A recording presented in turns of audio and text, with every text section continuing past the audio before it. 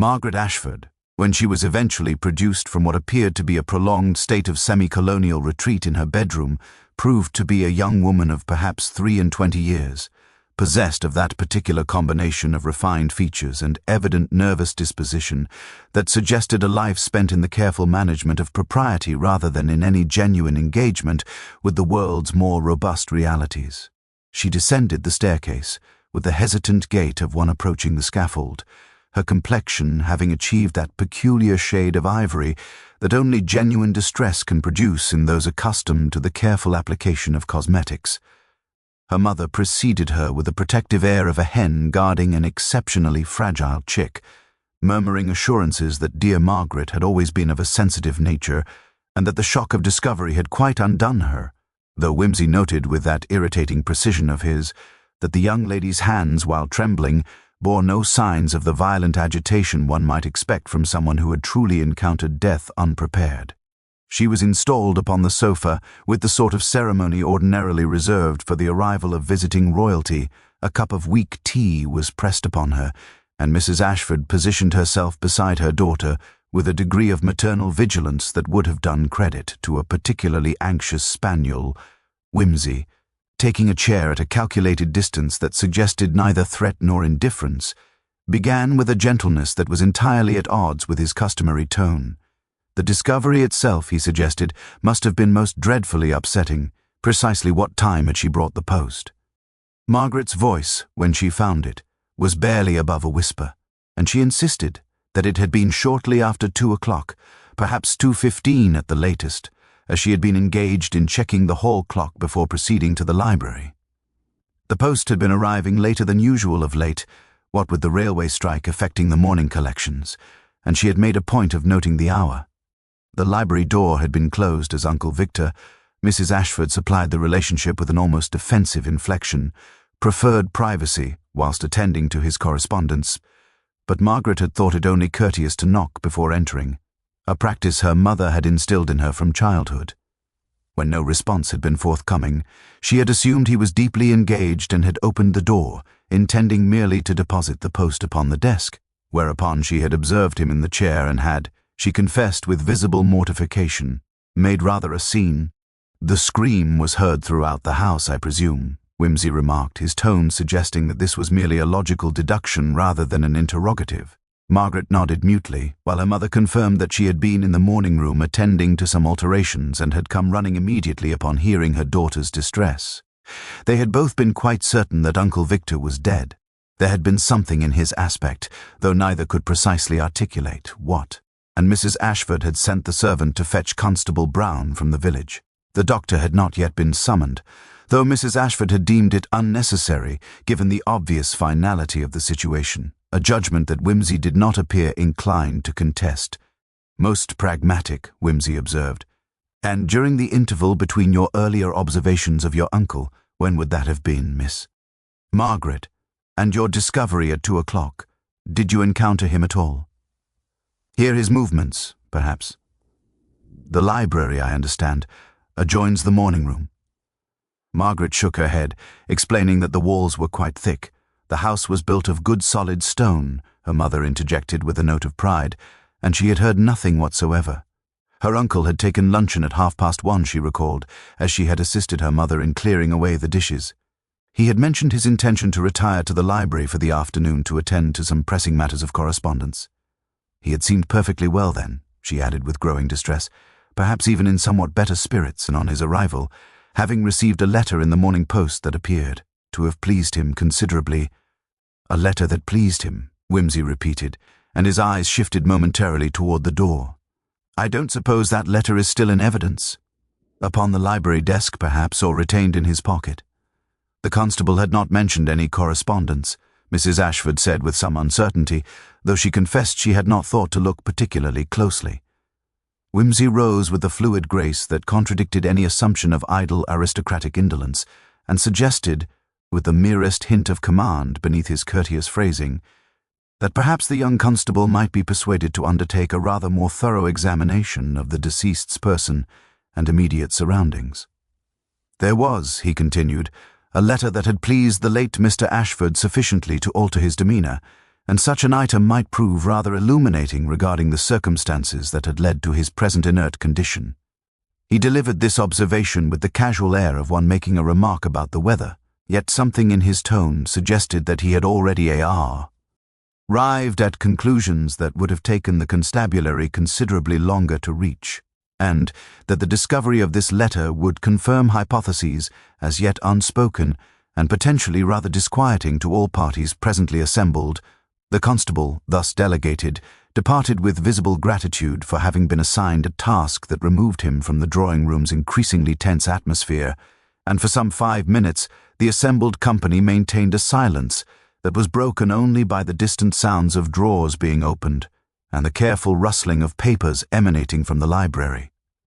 Mrs. Ashford occupied herself with pressing a handkerchief into Margaret's hand and murmuring additional assurances, while Whimsy settled back into his chair with the air of a man who had merely paused in his appreciation of an interesting problem and was now prepared to resume his contemplation without haste.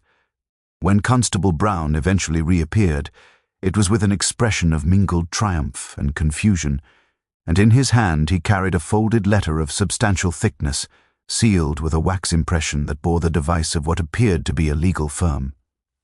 The envelope was addressed to Mr. Victor Ashford in a careful, precise hand, and the postmark indicated it had been dispatched from London 3 days prior. Whimsy accepted the letter with an expression of studied interest that barely concealed what appeared to be genuine satisfaction at having his presumption confirmed, and he examined the exterior with the sort of attention one might lavish upon a particularly fascinating palimpsest. The lawyer's seal suggests this was business of some consequence rather than mere social correspondence, Whimsy observed, turning the envelope over in his long fingers with a deliberation that suggested he was extracting maximum visual information from its construction. The PAP. quality indicates professional establishments rather than provincial chambers, and the handwriting, whilst precise, bears the slight tremor of advancing age or considerable fatigue. I would venture that we are examining communication from a London solicitor of established reputation, probably of some decades' standing, and certainly one possessed of information that Mr. Ashford deemed sufficiently significant to elevate his mood following its receipt. He held the letter toward Mrs. Ashford with an expression of courteous inquiry. "I presume you had not been made privy to your brother-in-law's correspondence? Such matters being, as is customary, considered personal in nature."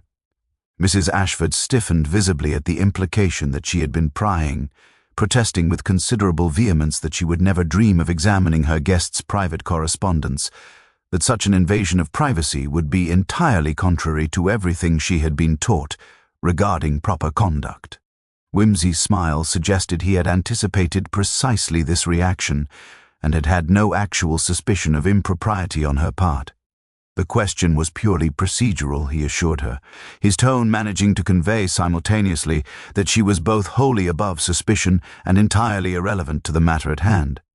He turned the letter over once more, his gaze lingering upon a faint stain on the reverse side that appeared to be no more than a trace of brandy or possibly wine.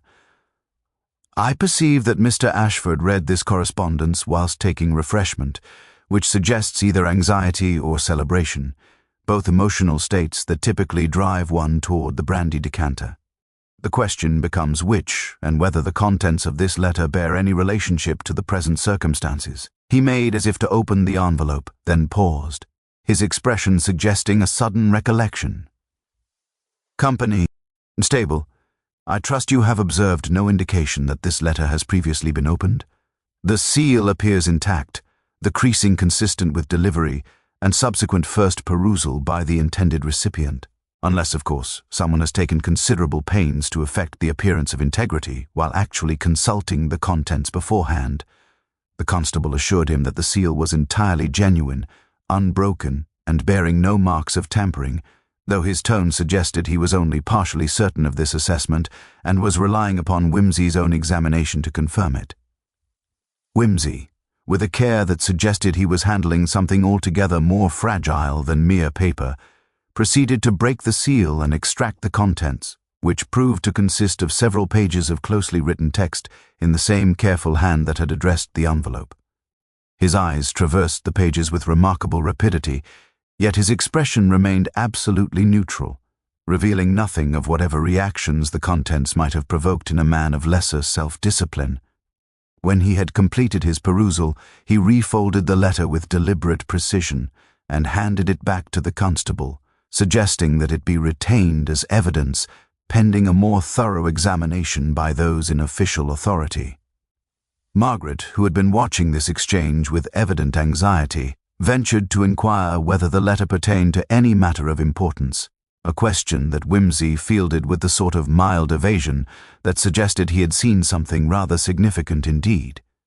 "It pertains," he said at length, in a tone of such casual understatement that the very deliberateness of it conveyed the opposite impression, "to matters of which I believe Mr. Ashford himself was only recently apprised, and to questions whose answers have, quite tragically, become rather more difficult to obtain in light of his present condition.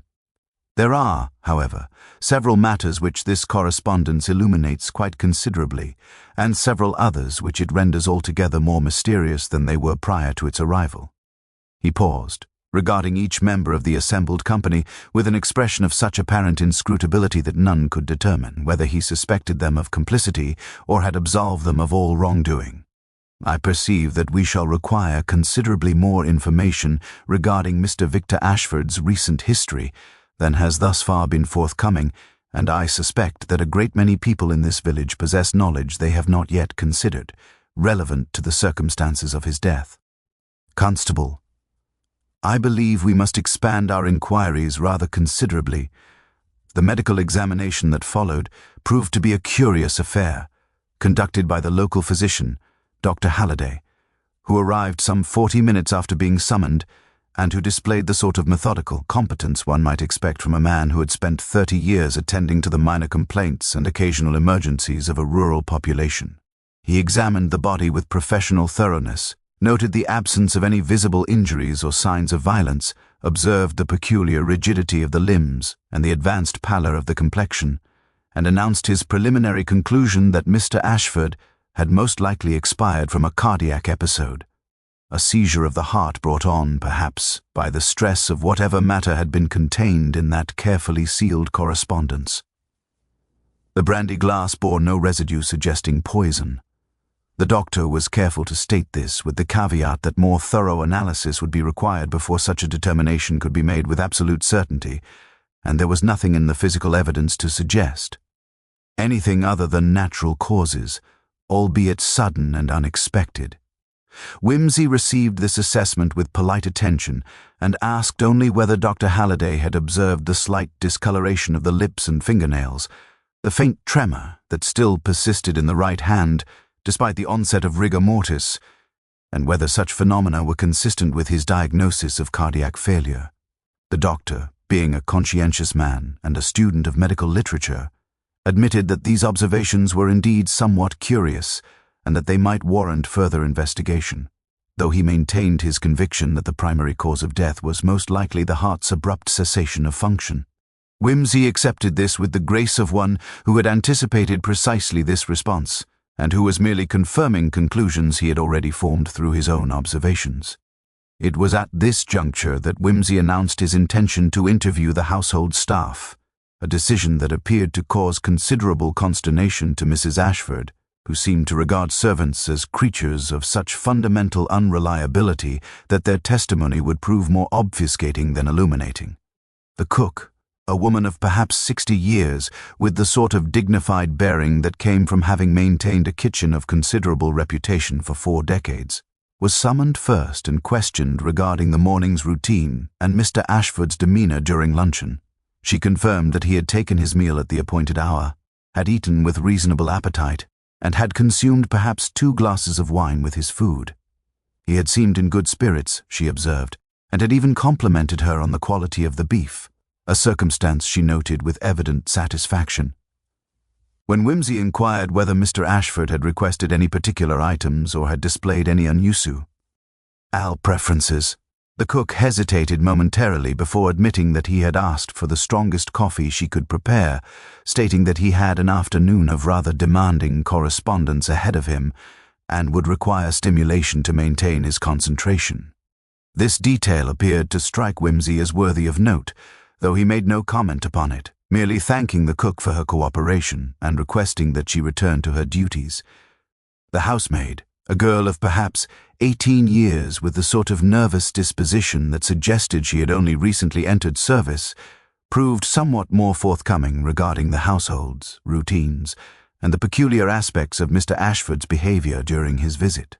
He had been, she reported, a gentleman who preferred his privacy most decidedly, had spent considerable time in his bedroom reading, and had taken his meals quietly, speaking little to anyone save Mrs. Ashford.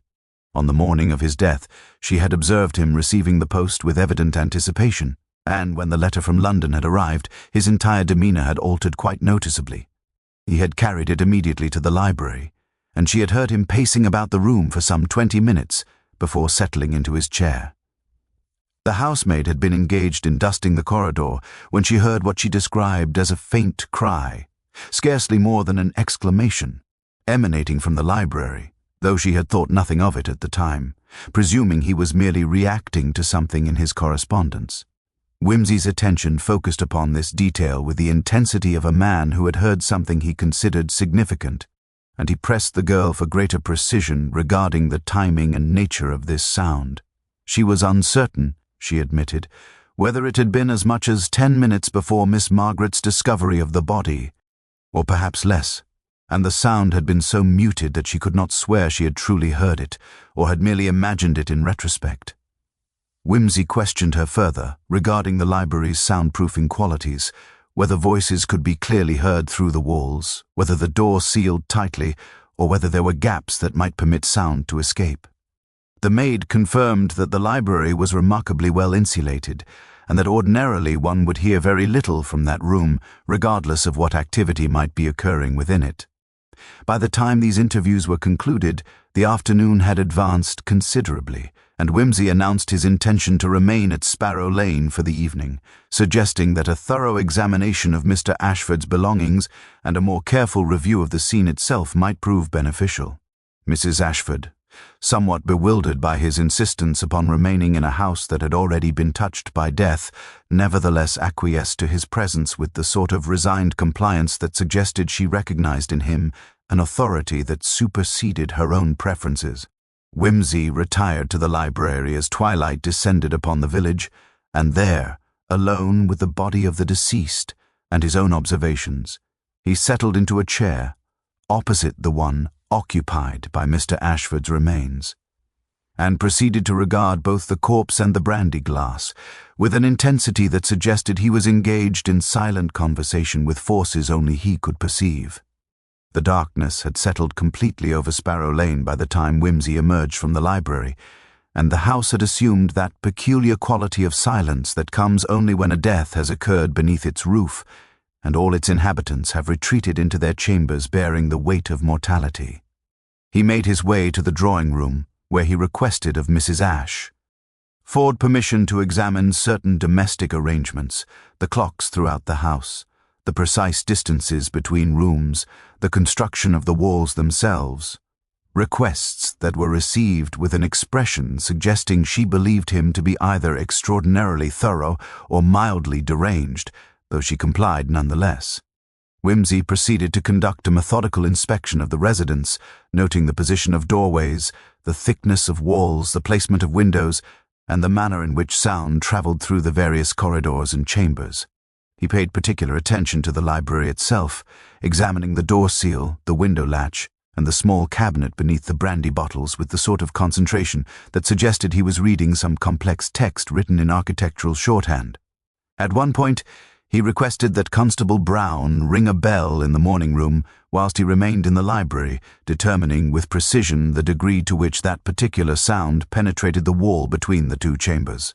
The results of this experiment appeared to satisfy some internal hypothesis, for he nodded to himself with an air of grim recognition, and proceeded to ascertain the exact hour upon each of the house's timepieces, discovering in the process that the grandfather clock in the hall ran some 4 minutes behind the clock on the library mantelpiece, a discrepancy that the housemaid confirmed had existed for several weeks, as she had mentioned it to Mrs. Ashford on more than one occasion without anything being done to rectify the matter. It was upon his return to the drawing-room, where Mrs. Ashford had remained ensconced in considerable anxiety throughout these proceedings, that Whimsy posed a series of questions that, while appearing to have no particular connection to the matter at hand, seemed to suggest that his mind was working long lines somewhat removed from the obvious conclusions. He inquired, with elaborate casualness, regarding Mr. Ashford's financial circumstances, his business interests, whether he maintained a residence in London or elsewhere, what his relationship had been with his brother, Mrs. Ashford's late husband, and whether there had been any estrangement or discord between the two men prior to the Colonel's death some 8 years prior. Mrs. Ashford, clearly bewildered by the sudden shift in questioning, answered these queries with growing reluctance, eventually admitting that Victor's finances were somewhat uncertain. He had been involved in various commercial ventures of unclear profitability, and there had been some suggestion that he owed money to several individuals who were not the sort one would ordinarily invite to one's home for tea. The brothers, she confessed, had never been particularly close, their temperaments differing considerably, and there had been disagreement regarding the disposition of certain family properties following their father's death. Victor, she added with visible discomfort, had always been something of a problem to the family, never quite settled, always involved in some scheme or other, and latterly his visits had become less frequent, suggesting that perhaps the estrangement had grown rather than diminished with the passage of time.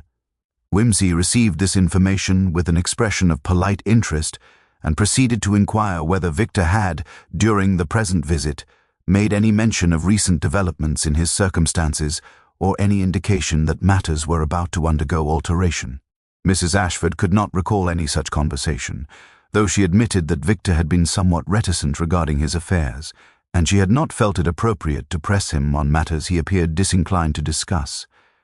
He had, however, received visitors on the previous evening, a gentleman who had called at the house round 8 o'clock and had spent perhaps 30 minutes closeted with Victor in the library before departing into the darkness.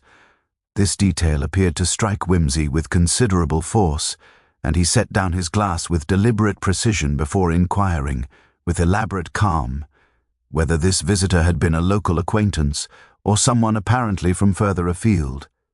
Mrs. Ashford could provide no accurate description of the man beyond noting that he appeared to be of middle years and possessed of a certain air of professional bearing, and that he had given his name as Mr. Cavendish when announcing himself to the servant who had admitted him. Whimsy's eyes narrowed slightly at this intelligence, and he rose from his chair with a fluid grace that characterized his movements, announcing that he believed it would be advisable to send a telegram to Scotland Yard, requesting that certain inquiries be made regarding the contents of that letter and the identity of Mr. Victor Ashford's recent associates. The matter, he suggested with quiet certainty, was considerably more complex than it appeared upon initial examination, and he suspected that before the following morning had fully advanced, they would have several answers to questions that nobody present had yet thought to ask. The telegram to Scotland Yard was dispatched with the utmost urgency, and Whimsy's message, though characteristically cryptic in its formulation, nonetheless conveyed a sense of pressing importance that ensured rapid response from the Yard's more senior officials. By the following morning, while the mist still clung to the gardens of Sparrow Lane with the persistence of some unwelcome spectre, a reply had arrived bearing information that confirmed several of Whimsy's unstated suppositions and raised an entirely new essay of complications. Mr. Victor Ashford, it transpired, had been under observation by certain government authorities for the better part of a decade, his involvement in various financial schemes having crossed, on more than one occasion, the delicate line between legitimate commerce and activities of a rather more dubious character. The letter received on the morning of his death had emanated not from a legal firm, as its external appearance had suggested, but from a private inquiry agent retained by parties whom Scotland Yard's discreet inquiries had identified as being connected to significant financial irregularities that had affected numerous individuals of considerable social standing. Mr. Cavendish, the mysterious visitor of the previous evening, had been identified as Mr. James Cavendish, a detective of some reputation within private circles who had been retained to locate Mr. Ashford and deliver certain documents that would, if made public, have resulted in considerable embarrassment to several highly placed personages. The implications of this intelligence were not lost upon Whimsy, who received the telegram's contents with an expression suggesting that he had anticipated precisely these revelations and had merely been awaiting confirmation from official sources. It was during the course of the subsequent morning, as Mrs. Ashford sat in the drawing-room bearing the particular exhaustion that comes from a night spent in anxious contemplation of mortality and scandal, that Whimsy made his observation regarding the peculiar relationship between the brandy glass and the letter, an observation that appeared to have no particular relevance but which, upon closer examination by those with the inclination to think deeply upon such matters, possessed a significance altogether disproportionate to its apparent triviality. The brandy glass, he noted, bore upon its intere, or surface, a faint residue of crystalline substance that had escaped the preliminary examination conducted by the local physician, but which became readily apparent upon more careful scrutiny under adequate illumination. The substance appeared to be entirely consistent with the chemical composition of a certain variety of alkaloid poison, one that produced the precise symptoms manifest in Mr. Ashford's corpse: the discoloration of the lips and fingernails, the peculiar rigidity of the muscles, the absence of visible violence that had so confused Dr. Halliday's initial diagnosis.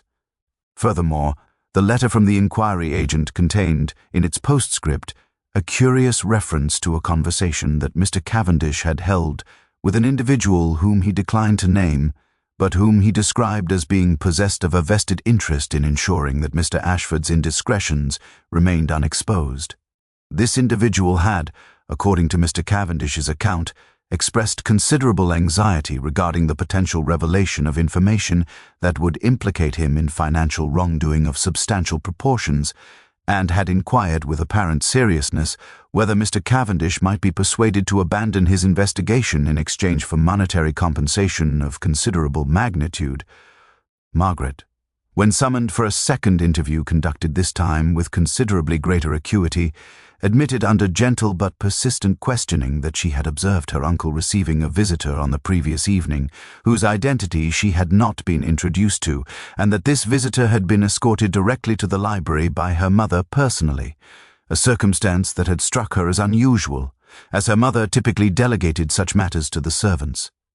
Moreover, she confessed with visible reluctance that she had observed her mother returning to the library some 20 minutes follow, wing the visitor's departure, and that she had emerged from that interview bearing an expression of such apparent distress that Margaret had ventured to inquire whether anything was amiss, only to receive a dismissal of such sharpness as to suggest considerable agitation. When pressed further regarding the precise timing of these events and whether her mother had remained in the library for any considerable duration, Margaret's answers became increasingly uncertain, suggesting either genuine uncertainty or the conscious suppression of information deemed too damaging to disclose. Whimsy received these revelations with the air of a man whose suspicions were being methodically confirmed through the agency of others' testimony rather than through any dramatic discovery of his own, and he dismissed the young woman with an expression of such grave courtesy as to suggest that she had, knowingly or otherwise, rendered assistance to the cause of justice through her reluctant admissions. The confrontation that followed was conducted in the library itself, in the very room where Mr. Victor Ashford's body had rested throughout the preceding night and morning, and it was attended by Constable Brown, Dr. Halliday, and the local inspector who had been summoned from the county town upon Whimsy's recommendation. Mrs. Ashford was presented with the accumulating evidence, the chemical analysis of the brandy residue, the testimony of her daughter, the information contained in Mr. Cavendish's letter, and was invited to explain how she reconciled these various facts with her earlier assertions of complete ignorance regarding the circumstances of her brother-in-law's demise. Her composure, which had been maintained with remarkable fortitude throughout the proceedings, appeared to falter visibly at this juncture, and her hands, which had been folded with such careful precision in her lap, commenced to tremble with the violence of emotion long suppressed. Mrs. Ashford's confession, when it came, emerged in a torrent of words that seemed to have been dammed up behind her carefully maintained facade for so many years that their release became almost involuntary, as though the merest breach in her composure had opened a floodgate through which all carefully guarded secrets came pouring forth in desperate haste. "Victor," she explained with a voice that wavered between bitterness and something approaching remorse, had not been the ne'er-do-well dilettante that family gossip had suggested, but rather a man caught in circumstances of extraordinary complexity, circumstances that had been created not through any genuine malice on his part, but through the machinations of others far more culpable than he. Years prior, during the lifetime of her late husband, Victor had become entangled in a financial venture that had appeared entirely legitimate at its inception, but which had subsequently proven to be a vehicle for the concealment and laundering of proceeds derived from activities of a decidedly criminal nature.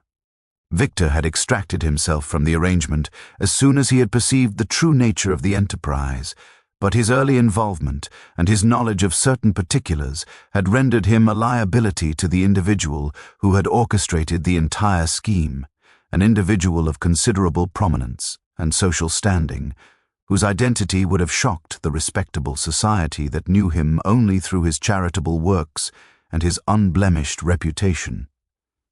This individual had spent the intervening years ensuring Victor's silence through a combination of subtle threat and financial inducement, maintaining a precarious equilibrium that had allowed Victor to live, albeit in a state of perpetual anxiety, whilst the principal conspirator continued to move through the upper echelons of society with complete immunity from suspicion or consequence. The letter that had arrived on the morning of Victor's death represented the first genuine threat to this carefully constructed arrangement. The inquiry agent, Mr. Cavendish, had been retained by a consortium of individuals who had themselves fallen victim to the financial scheme and who had finally accumulated sufficient evidence to contemplate legal action. The letter had informed Victor that he possessed information of material importance to this matter, and that his testimony, should he be willing to provide it, would not only absolve him of complicity, but would potentially render him eligible for compensation from recovered funds. Furthermore, and perhaps most significantly, the letter had offered Victor what amounted to a second chance at a life not constrained by perpetual fear and the knowledge that his every action was subject to the scrutiny and control of his former associate.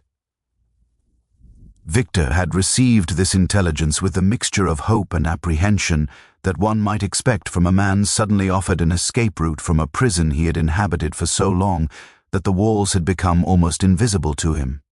He had, Mrs. Ashford continued with evident anguish, informed her of the contents immediately upon reading the letter, and had expressed his determination to cooperate fully with the inquiry, to provide whatever testimony or documentation he possessed, and to finally free himself from the chains that had bound him for so many years. It was at this juncture that the evening visitor had arrived, not Mr. Cavendish, but rather an emissary sent by the individual whose position was now jeopardized by Victor's potential cooperation. This emissary had presented himself to Mrs. Ashford with apparent courtesy, had requested a private audience with Victor in the library, and had emerged from that meeting bearing an expression of such cold fury as to suggest that negotiation had proven unsuccessful. Mrs. Ashford, alarmed by something she perceived in the man's demeanor, had followed him to the library after his departure, and had discovered her brother-in-law seated in his chair, apparently in good health and spirits, though he had seemed oddly preoccupied and had mentioned, with what appeared to be theatrical casualness, that his former associate had attempted one final appeal to his loyalty, suggesting that cooperation with the inquiry would result in consequences of an extremely unpleasant nature, not merely to Victor himself, but to his family members, including his sister-in-law and her daughter. Victor had dismissed these threats with the bravado of a man who felt he had finally taken control of his own destiny, though Mrs. Ashford had observed in his eyes something that suggested his confidence was more assumed than genuine. She had left him there with a cup of coffee, strong coffee as he had requested, to sustain him through the afternoon's correspondence, and had retired to attend to her domestic duties, never imagining that she would not see him alive again. The nature of the poison, Whimsy interjected at this point with his characteristic precision, was of particular significance. It was a substance that could be readily dissolved in hot liquids without substantially altering the taste or appearance of the beverage, and it was a variety known to produce death within a time frame of approximately 90 minutes to 2 hours, manifesting itself initially through subtle symptoms that might easily be mistaken for the effects of simple fatigue or the natural consequences of advancing age and stress. The emissary, having failed to convince Victor through threat and persuasion, had apparently taken the decision to employ more permanent mean of ensuring his silence. But there remained the question, Whimsy suggested with elaborate courtesy, of precisely how that poison had found its way into Victor's brandy glass when the beverage had been prepared by the cook in the kitchen, carried to the library by Margaret, and consumed by Victor in the presence of witnesses who could attest to the fact that nobody had introduced any substance into the glass subsequent to its placement upon the library table. It was at this juncture that Mrs. Ashford's composure, which had been maintained throughout her confession, with the rigid discipline of a woman confronting the wreckage of her carefully constructed world, underwent a final and catastrophic collapse. The question posed by Whimsy had penetrated the last remaining defenses of her conscience, and she found herself unable to maintain the careful fiction that had sustained her through the preceding hours of interrogation. Victor had not died because of poison administered by an external hand, she confessed with a voice stripped of all pretense and containing only the raw anguish of genuine remorse. He had died because of a decision made in a moment of weakness, a decision undertaken not from malice but from a mother's desperate desire to protect her child from consequences that she perceived as unbearable. The emissary had not merely threatened Victor with personal harm, he had made explicit reference to Margaret, had suggested in terms that left no room for misinterpretation that the young woman's future happiness, her marriage prospects, her entire social standing, would be irrevocably destroyed should Victor proceed with his cooperation in the inquiry. He had painted a picture of public scandal, of a family name dragged through the courts and the newspapers, of Margaret's youth and beauty becoming liabilities rather than assets in a society that would forever mark her as the daughter of a man who had trafficked in criminality.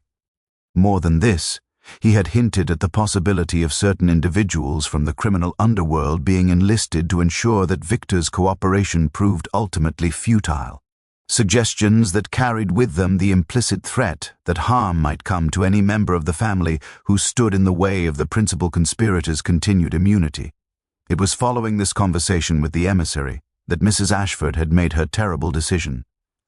She had gone to the library on some pretext, the precise formulation of which she could scarcely articulate, suggesting that her mind had retained mercifully little of the details surrounding those final moments, and had found Victor seated in his chair, contemplating the letter that had promised him liberation but which had, through the agency of threat and fear, become instead a certificate of doom. She had spoken with him regarding the visitor's warnings, had urged him to reconsider his determination to cooperate, had pleaded with him to consider the welfare of his sister-in-law and his young niece. Victor, who had never been a man of great moral fortitude, but who had possessed a certain stubborn integrity in matters touching upon his own dignity, had refused to allow fear to govern his actions.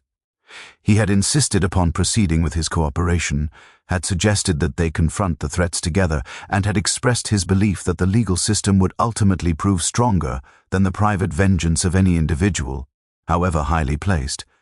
It was at this moment of impasse that Mrs. Ashford had committed the act that would forever alter the trajectory of all their lives.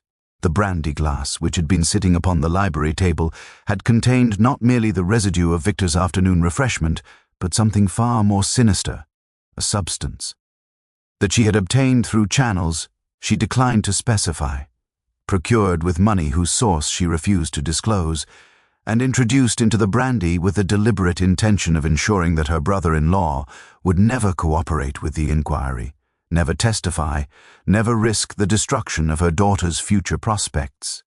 The poison, she confessed with a voice barely above a whisper, had been administered not by an external agent motivated by criminal intent, but by a woman motivated by love, twisted, distorted and ultimately destructive though that love had become. She had watched Victor drink, had observed the initial symptoms of the poison's action, and had found herself confronted with the horrifying reality of what she had done. She had attempted to summon help, had nearly called out to the servants, but something within her, whether it was fear of the consequences of her action or a final, desperate hope that she might somehow undo what she had set in motion, had constrained her to silence. By the time she had found the courage to act, it had been far too late.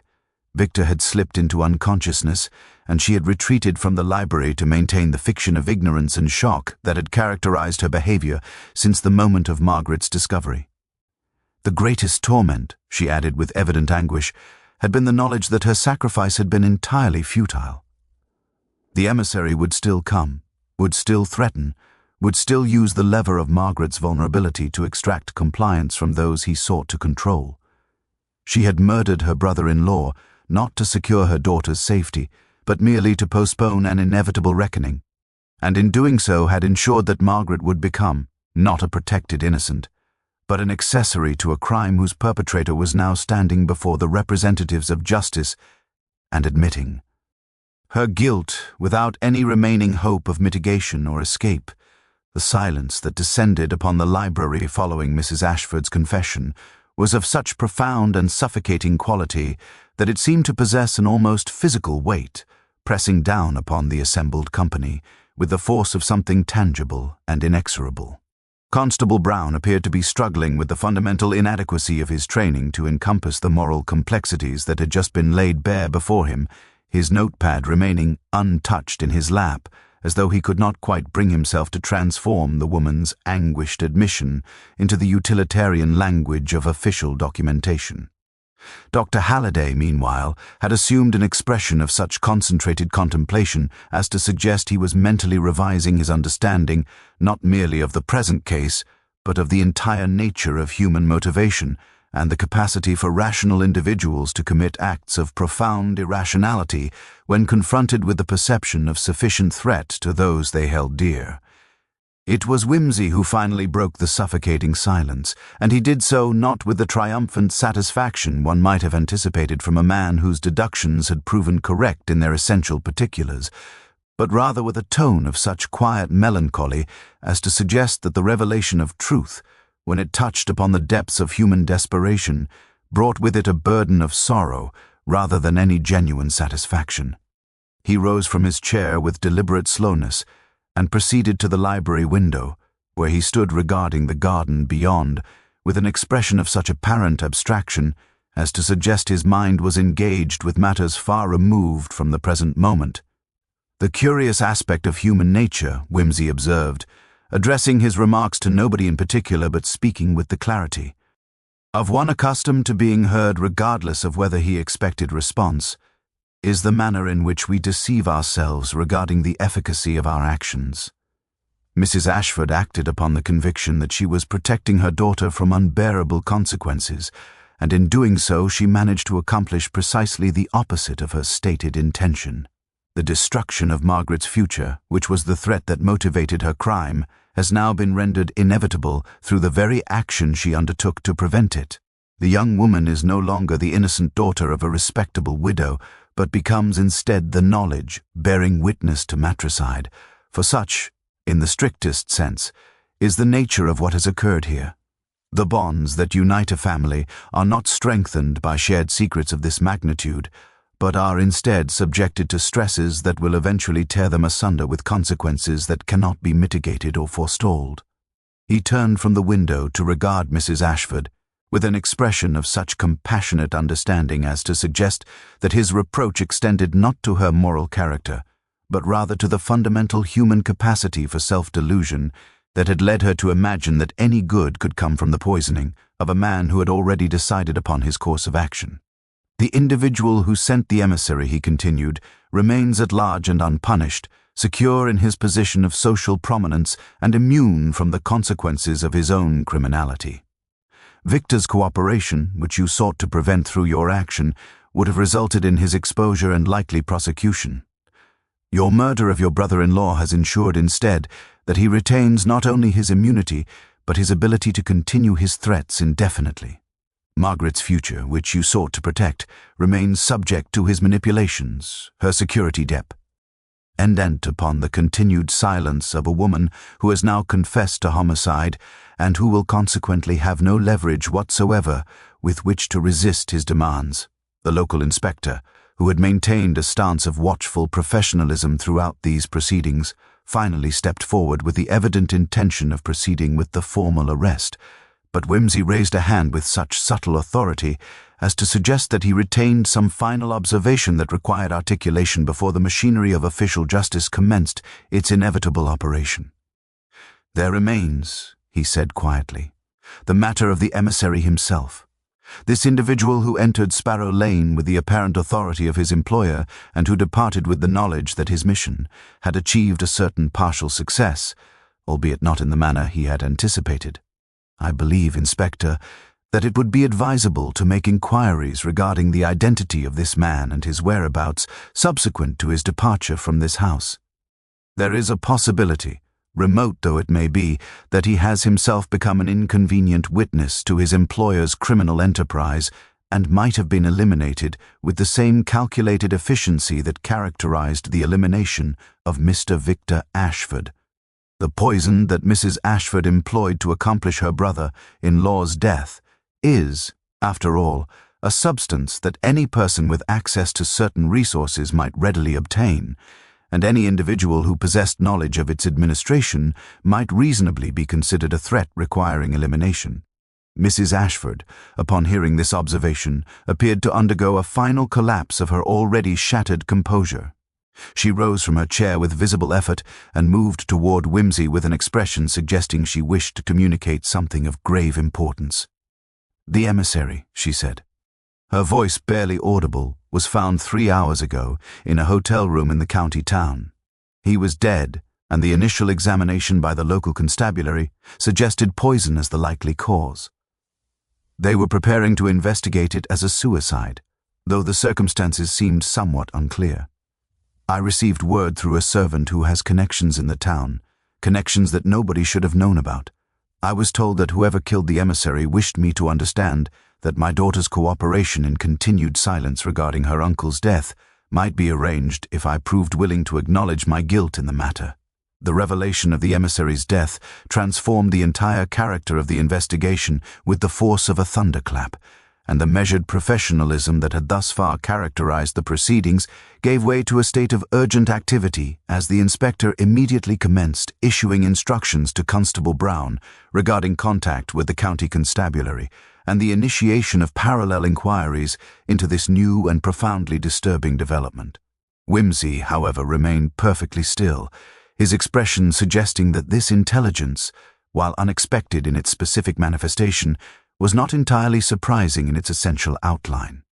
He regarded Mrs. Ashford with an intensity that seemed to penetrate beyond her words to the psychological landscape beneath them, and when he finally spoke, his tone carried the weight of absolute certainty regarding conclusions he had already formulated.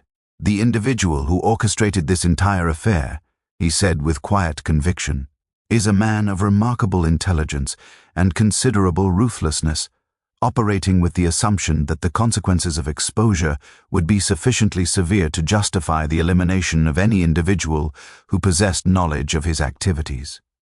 The emissary was eliminated not because he represented an ongoing threat, his employer could have simply denied his involvement and left the matter there, but rather because his death served a secondary purpose.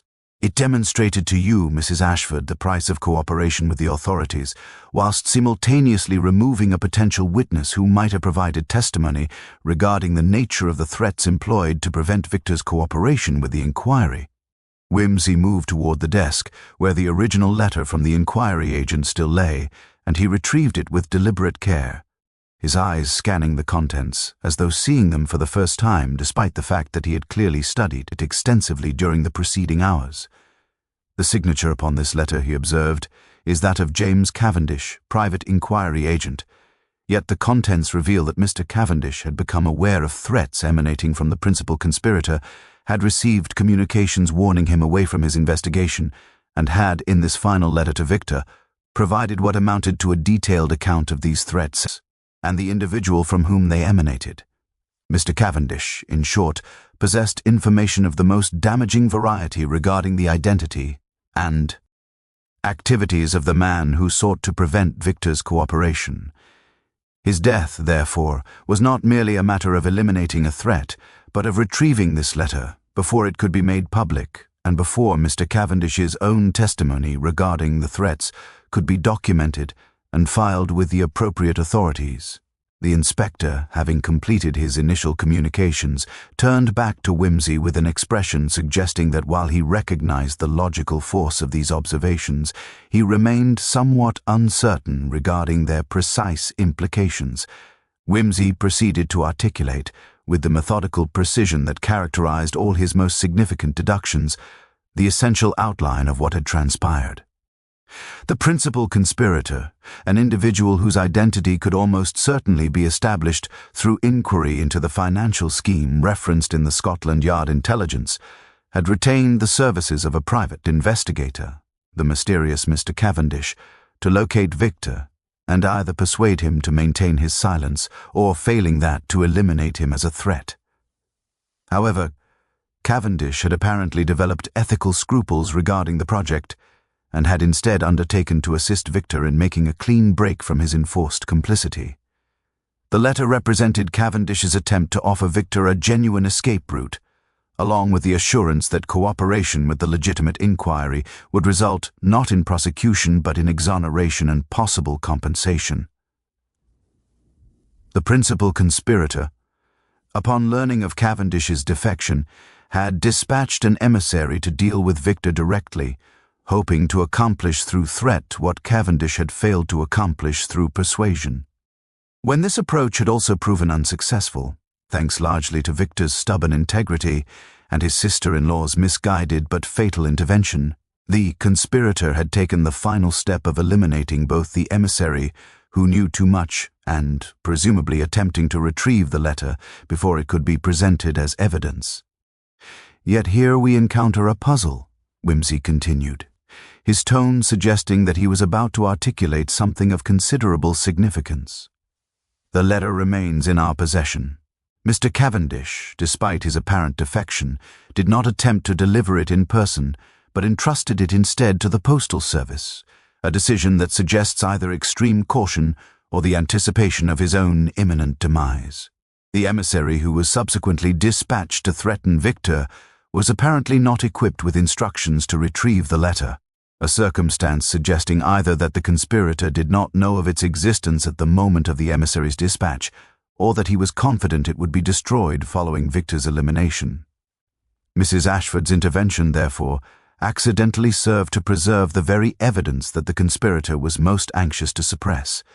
The question now becomes whether the perpetrator of this crime is sufficiently desperate to risk further direct action, or whether he will attempt to consolidate his position and hope that the elimination of the emissary renders the investigation sufficiently complicated to forestall any definitive legal action. At this moment, as though on cue from some theatrical providence, the telephone in the hallway commenced to ring with an insistence that seemed almost violent in the pervading silence of the house. The constable answered it with evident trepidation, his face draining of color as he listened to whatever communication was being transmitted from the other. End of the line. When he turned back to the assembled company, his voice carried the weight of news that would precipitate yet another transformation in the character of their investigation. "It's the county inspector," he said with visible strain. "They've identified the body in the hotel room. It's not the emissary at all. It's James Cavendish, the inquiry agent. The man we thought was the emissary was apparently an imposter, someone hired by the conspirator to eliminate Cavendish and prevent him from testifying. We've been operating under a fundamental misapprehension regarding the identity of the deceased. The revelation of Cavendish's true identity cast an entirely different complexion upon the events that had thus far unfolded, and Whimsy's expression underwent a subtle but significant alteration, suggesting that while his essential deductions regarding the crime's perpetrator remained fundamentally sound, certain particulars regarding the sequence of events required revision.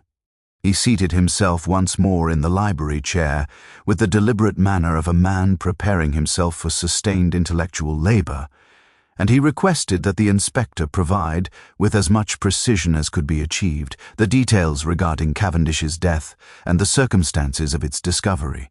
The information that emerged over the subsequent minutes painted a picture of calculated elimination conducted with the sort of cold efficiency that spoke volumes regarding the moral character of the individual who had orchestrated it.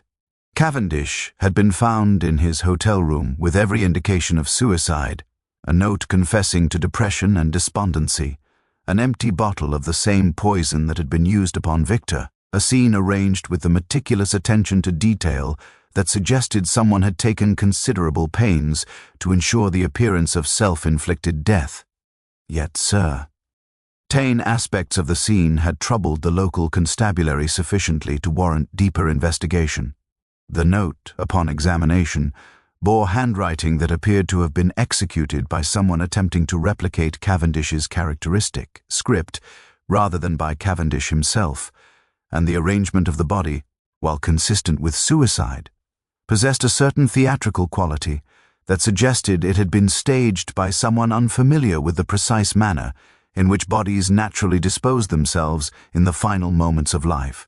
Most significantly, Cavendish's personal effects included a sealed envelope bearing Victor's name and containing copies of documents that substantiated every claim made in his letter to Victor regarding the financial scheme and its principal architect. The conspirator, Whimsy observed with a tone of grim satisfaction, has committed a tactical error of considerable magnitude. In attempting to eliminate Cavendish and thereby secure himself against the threat of testimony, he has instead created a chain of evidence that implicates him far more completely than Cavendish's own living testimony could have done. Cavendish, being a professional investigator and a man of some prudence, maintained copies of his documentary evidence in a location sufficiently secure that the conspirator could not access them following his death. These documents will, I suspect, prove to be the foundation upon which a prosecution of considerable legal weight can be constructed. The conspirator, in his anxiety to prevent Victor's cooperation with the inquiry, inadvertently created a situation wherein both Victor and Cavendish, and indeed the emissary who was employed to deliver the threats, have all been eliminated or placed in positions where their survival depends upon the conspirator's continued ability to operate with impunity. This is precisely the sort of psychological pressure that leads men of even considerable intelligence to make catastrophic errors in judgment. Mrs. Ashford, who had been listening to these observations with the apparent detachment of a woman who had already descended so far into the abyss of moral compromise that further revelations could scarcely register as genuine shocks, suddenly straightened in her chair with a movement that suggested some final recognition had penetrated her consciousness. "The man who came to see Victor," she said with sudden clarity, "the one I believed to be the emissary employed to deliver threats. He came bearing a letter of introduction from Mr. Cavendish. I observed it when the servant announced him, and though I could not read the entire contents, I noted that Cavendish's signature appeared upon it. I assumed it was some sort of professional communication regarding the inquiry. But if Cavendish is dead, if the body found in the hotel is indeed Cavendish, then the man who visited this house yesterday evening was not representing Cavendish at all. He was representing the conspirator himself, and the letter purporting to come from Cavendish was a forgery designed to gain entry to this house and access to Victor. The implications of this observation crashed upon the assembled company with the force of revelation, and the inspector immediately commenced issuing new instructions regarding the procurement of a detailed description of the purported emissary and the initiation of inquiries designed to identify him and trace his movements following his departure from Sparrow Lane. Whimsy rose from his chair and moved to the window once more, his silhouette framed against the garden beyond, and when he finally spoke, his voice carried the weight of absolute certainty regarding the identity of the individual they were pursuing. "The man who visited this house was almost certainly the conspirator himself," he said with quiet precision, "an individual of sufficient social standing and personal authority to carry off such an imposture, possessed of the intelligence necessary to forge Cavendish's signature, and sufficiently desperate regarding the threat posed by Victor's cooperation to undertake such a dangerous gambit in person. He calculated that Victor would be more susceptible to threat when confronted directly by the man whose power he had feared for so many years. What he did not anticipate was Mrs. Ashford's intervention, nor did he calculate that his own continued presence in the vicinity would render him vulnerable to investigation and potential identification by witnesses who had observed him in proximity to both Victor and Cavendish at moments critical to the commission of these crimes.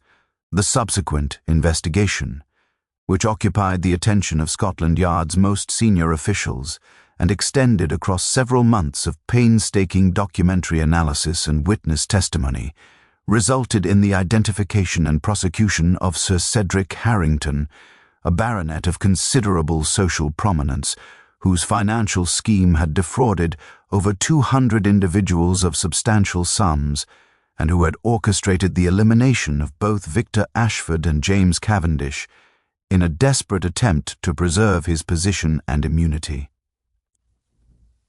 Mrs. Ashford's confession, while rendering her legally culpable for the murder of her brother-in-law, ultimately served to provide the key testimony that unlocked the broader conspiracy and permitted the prosecution to construct a case of such overwhelming logical coherence as to render conviction inevitable.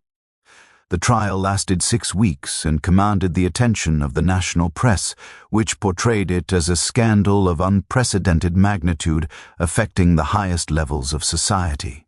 Wimsey attended the proceeding with his customary air of detached interest, and departed upon the pronouncement of sentence with a remark to Inspector Gregson regarding the manner in which the pursuit of truth, while ultimately necessary, invariably carried with it consequences that extended far beyond the merely legal or prosecutorial.